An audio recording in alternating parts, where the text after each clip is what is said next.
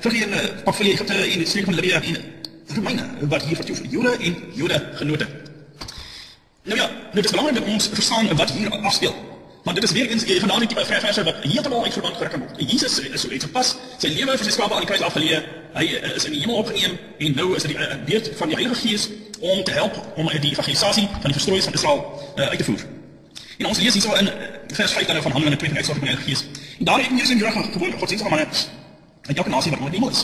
Nou die konteks moet ons hulle verstaan, soos baie keer in die Bybel gebruik word. Seun van die mens, mensekind wat onder die hemel was, die hele wêreld, gaan die hele wêreld in.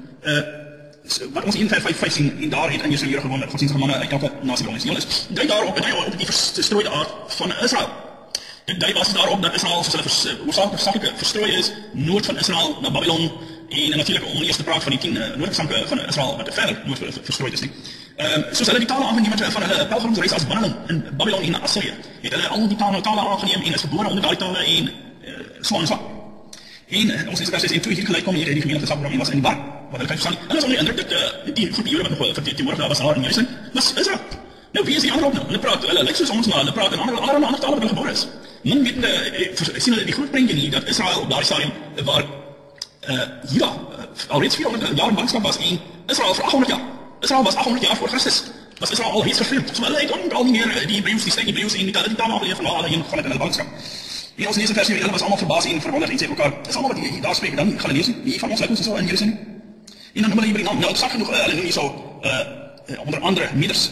Nou, ons weet dat die profeet Daniel uit Juda was saam met die ballinge na Babel wegvoer en Daniel, soos ons weet, en sy 3 vriende wat in die vuur ontgegooi is, was afhankelijk in Babel gewees en Babel was die Meders in die Perse oorgeneem. En ons weet dat in die laaste boeke van Daniel blyk dit dat hy nog diens gelewer onder die koningskap van die Meders ook.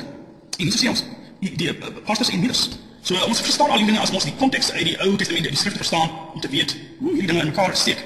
En ons lees in Handelinge 2 vers 14, toesprake van Petrus op die Pinksterdag. Maar Petrus het opstaan met die 11 en sy stem verhef en hulle het gespreek. Joodse manne en almal wat in die Here se woon, dit moet julle weet en luister na my woorde. Hierdie mense is toch nie dronk soos julle dink nie, maar dit is nog maar die 3de uur in die môre.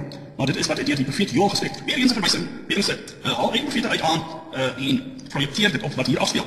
So gedurende is die apostels bewus van die uitsprake en weet die volle afspeel met dit wat in die Ou Testament gekwoteer is en hy kwoteer uit Joël uit. En in die laaste dae spreek God, sal ek van my gees uitstort op alle vlees en julle seuns en julle dogters sal profeteer en julle jongelinge sal gesig sien en julle ou mense sal drome droom. En ook op my diensknegte en diensmaagde sal ek in die dag van my gees uitstort en hulle sal profeteer. En ek sal wonders gee bo in hemel en tekens onder op die aarde, bloed en vuur rook dat. Die son sal verander in duisternis en die maan in bloed voordat die groot en die liggende dag van die Here kom. En elkeen wat die naam van die Here aanroep sal gered word. Wie is elke wat die naam van die Here aanroep? Die oorblyfsel van Israel. En dit bevestig hier in die volgende vers. Israeliete, luister na die woorde. Jesus die Nasareer. 'n Man hy deur God vir julle aangewys met kragte en wonders en tekens wat God het hom onder julle gedoen het. Soos julle ook self weet. En nou ons kan sien hierso uit Handelinge dat alle Jode het nie vir Jesus verwerp. Jesus staan dit in Handelinge 2 vers 5 en daar het Jesus in Jerusalem Jode gewoon godsdienstige manne uit elke nasie wat onder die hemel was. Daar is swart op wit dat nie al die Jode het Jesus verwerp. So dit is verkeerd om te sê dat die Jode Jesus verwerp het en dat hy sy volk heeltemal verstoot het en dat hy nou iemand anders gaan soek om Israel verteenwoordig. Soos ons dit kan sien in Handelinge 2 was dit hoofsaaklik die Jode uit Juda. Die Judeërs wat teenwoordig was in Jerusalem gedurende die wandel van Jesus en soos te sien by die uitstorting van die Heilige Gees. Dit te wagte. En ons lees verder in Handelinge 2 vers 36 waar later dan uit die hele huis van Israel sekerlik weet. Die hele huis is natuurlik al 12 stamme. Sekerlik weet dat God hom Here en Christus gemaak het. Hierdie Jesus wat julle kruisig het, met ander woorde. Jode weet dat die Jesus wat julle kruisig het hierso, die Jesus is van al 12 stamme. Van al 12 nie net vir julle, maar van al 12. Die vir hy is 10 stamme van Israel ook, nie net vir julle. So dit spreek hy deur die Heilige Gees. En Handelinge 13 vers 23 sê onder andere uit die nageslag van hierdie man het God vir Israel. Hierdie man is natuurlik Jesus. God vir Israel volgens die belofte Jesus as verlosser voorbek. Jesus die verlosser. Nadat Johannes voor sy koms eers die doop van bekering aan die hele volk van Israel verkondig het. Dit is Handelinge 13 vers 23. Handelinge 13 vers 46 sê dan die volgende. Maar Paulus en Barnabas het 'n vrymoedige uitspreking gesê. Dit was noodsaaklik dat die woord van God aan julle, dit wil sê aan die Jode, eerste verkondig word omdat God sy ontferming waardig gebly het verlanger oor die ballinge van Juda. Omdat Juda eers in 350 voor Christus wegvoer in ballingskap was. Maar Israel al iets van 800 jaar wegvoer was.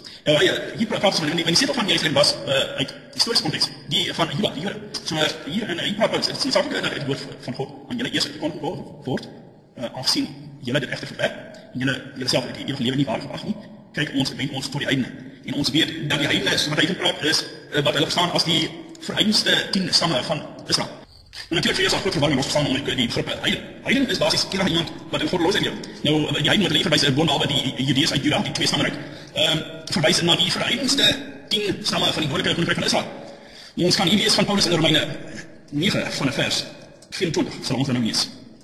Ons, namelijk wat hy geroep het, nie alleen uit, let wel die woord uit, nie van die Joden, uit die Jode, nie maar ook uit die heiden, nie exclusief die heiden, nie maar uit die heidene. Soos hy ook in Hosea sê, ek sal die wat nie my volk is nie, my volk nie maar wat nie bemin is nie, my beminde. En in die plek waaraan hulle gesê is, julle is nie my volk nie, daar sal julle genoem word, kinders van die lewende God. En Jesaja roep oor Israel uit, al is die getal van die kinders van Israel soos die sand van die see, net die oorblyfsel sal gered word. Luister mooi, net die oorblyfsel van Israel sal gered word. Maar hy volbring mijn saak en verkort dit in geregtigheid, omdat die Here 'n saak wat verkort is op in die aarde sal doen. En soos Jesaja tevore gesê het, as die Here van die heerskare vir ons nie 'n nageslag oorgelaat het nie, soos Sodom sou ons gewees het en aan Gomorra gelyk gewees het. Ons behandel tans Romeine 9 van vers 24 tot 29. En waar ons lees dat in vers 24 namelijk wat hy geroep het, ons as gelowige Israeliete, nie alleen uit die Jode nie, maar ook uit die heidene. Nou wie is die heidene? Ons weet dat Israel in verstrooiing is. Ons weet dat hy na sy eie koninkryk verwys uit die Jode, dat daar bekeerlinge uit die Jode sal wees en ook uit die heidene. Nou dit in meer konteks te verstaan sal ons dan nou gou spring na 1 Korintiërs 12 van vers 2. Julle weet dat julle heidene was weggevoer na die stomme afgode, net soos julle ook al gelei is. So ons sien hier in Korintiërs 12 vers 2. Julle weet dat julle heidene was. Julle was heidene weggevoer na die stomme afgode. Weggevoer. Wie was weggevoer? Die 12 stammen van Israel was weggevoer. So die 12 stammen was vry. Hulle was heidene. So dit is die heidene